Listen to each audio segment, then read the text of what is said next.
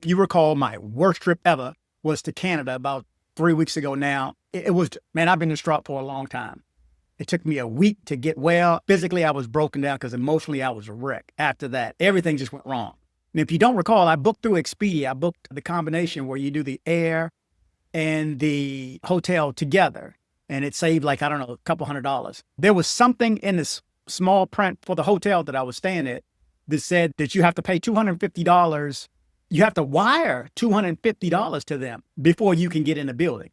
Now, obviously, who the hell's going to wire $200? They say, you can Venmo. What am I? Venmo? I'm here on business. Why'd you ask me for my credit card last night? Why'd you have me send you a couple of pictures of my credit card if you're not going to use that for the deposit? I'm telling you these stories so you don't have to run into the same issue. I never want any of you guys to have to go through what I had to go through in that airport or in that country or dealing with Expedia on the phone. I'm also going through the Better Business Bureau, and it doesn't look like they're going to be of much help either because Expedia always falls back on, it's in the print, we put it in the writing. I'm here to tell you, they do not have your best interest at hand, okay? They're going to look out for their vendor, who is the hotel.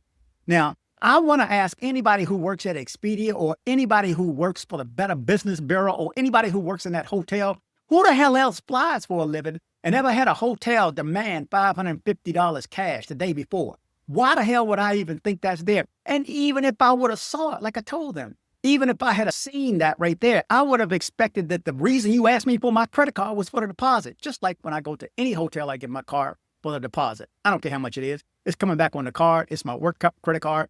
But I am not happy about them charging my business this amount of money. And it was like $400 and something. So either way, I got screwed by Expedia. So you want to know why?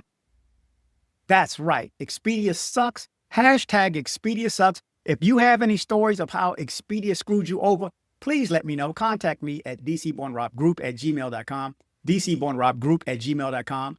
This, I don't even know if you can tell, but this has got me hyped up all over again. I never want to go through that again. I got to travel in a few weeks. I'm not looking forward to it. I'm not looking forward to just flying. I'm not looking forward to flying anywhere on the East Coast, which is where I got to go. Man, it's rough, but I don't want any of you guys to have to go through what I went through. So I'm bringing this story up and I'm going to remind you that Expedia sucks. Book direct. Expedia employees will tell you. And I hope to have an interview soon.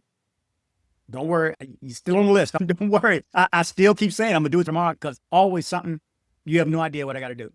You have no idea what I have on my plate. So I'm behind in a lot of ways, but I want to bring on a former employee and a viewer that work for Expedia and a couple other organizations like that will tell you how to maneuver the system.